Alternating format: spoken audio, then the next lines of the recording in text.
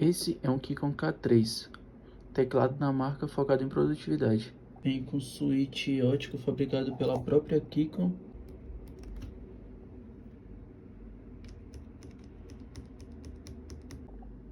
Vindo para a parte de cima, temos o conector USB tipo C e os switches para mudar o modo.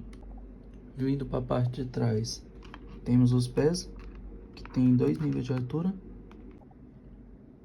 E assim fica o teclado com as outras keycaps e as keycaps do Mac. Bastante discreto e com design único. Enfim, esse foi um breve review do Keychron K3. E até a próxima, pessoal. Valeu!